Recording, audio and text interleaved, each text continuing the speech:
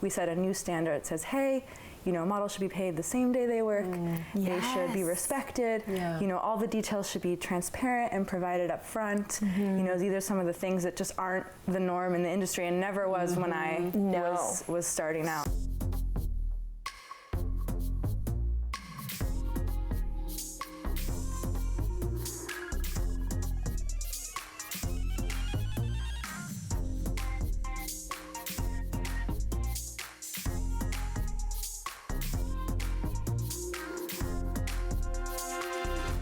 And welcome to another episode of Get It Girl. I'm your host, Natasha, and today I'm joined by my lovely co-host, Artifacts, and a very, very special guest, a top fashion model herself, an actress, and now the model educator with Agent, the fastest growing model platform in the world, and the first one on implementing new technologies to protect models from predators. So thank you so much for being here, guys. Laila Elise, we'll give you a little hand. Thank you for having me. Yes. Now, before we talk about Agent, let's talk about your own modeling experience. How did you get started? Sure. Well, when I was young, I would always be approached by scouts and things, and my dad is Egyptian, and he was like, you're never going to do that.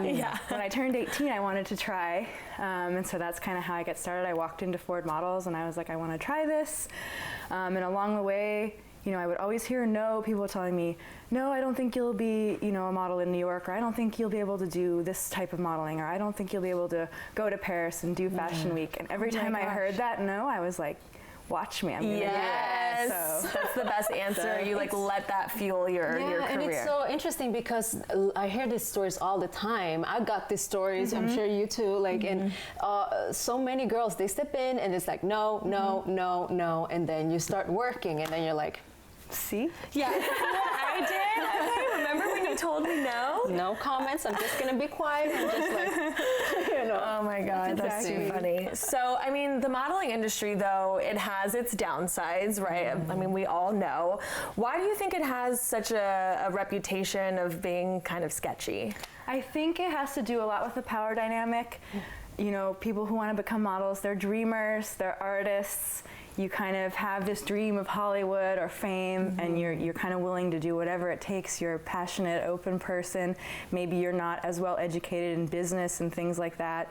And then you have these people in charge of the agencies and brands who see that. And there's a lot of, you start very young, and there hasn't really been any sort of place for models to go to get real information or accurate information or any sort of standards where it's like, okay, this is the path, this is how it should go. And so that's what we're trying to build at Agent, So how specifically does Agent help with that? Like what types of tools do you guys teach? Basically, we're trying to let the model have a place where they can run their own career, but with guidance, with protections. We background check all the clients. We never tell anyone no. We don't have any size or height or kind of requirements that a traditional agency might.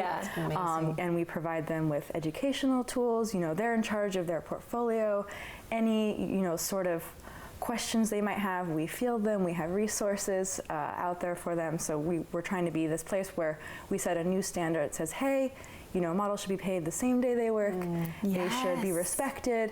All the details should be transparent and provided up front. These are some of the things that just aren't the norm in the industry and never was when I was starting out. So what was the response? What has been the response, and what is the response from all the agencies out there, like the fashion agencies? We can talk about things that have happened in the industry. We all know these bad things happen, models not being paid, being taken advantage of, the model houses, the promoters, sexual abuse, all of those things happen, right?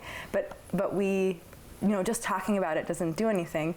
We want to say, here are some solutions. And kind of say, this is a new standard we're trying to set, and we hope you follow us, and we hope the agencies, will listen and there are great agents out there. I've had my experience of, great agents. I've had bad ones too. I'm not gonna lie, but it's one of those things where that's a chance that a model takes, right? Yeah. You never know until you try. Yeah, But if you have this place where you can start your career, you can book work with vetted clients, you'll be paid. Yeah. But another side of it too is you talked about solutions, and I think like with the Me Too movement happening, you have the Epstein case that blew up, just all of these like scary sexual type of situations. What are some solutions that you guys can give, especially for the younger models that maybe are not as grown and maybe not as confident to be able to take on some powerful, figure in their life? We're always asking the clients, things that maybe they're not purposefully excluding, but things like, is there a lunch break? Who's going to be at the shoot? Are there, coffee breaks? Is the model going to have to change? If you're shooting in a park, where is she going to change? Yeah. Those are all the questions that agencies don't ask. No. And we ask those. So we have, and even if the client, maybe they weren't thinking, oh yeah, where is the model going to change? Maybe they're not trying to make it, purposefully. Yeah. But that's a way of details that you don't think of as a client or anything, and you don't get educated. Also, as a model, you believe that I just change here in the parking lot in front of everybody because this is how it is. Yeah, this is what I'm supposed to do. Right. But it's about asking those questions, making the clients think about it as well. Then the model has all those details, and it's always up to them with us if they want to accept or decline an offer. So.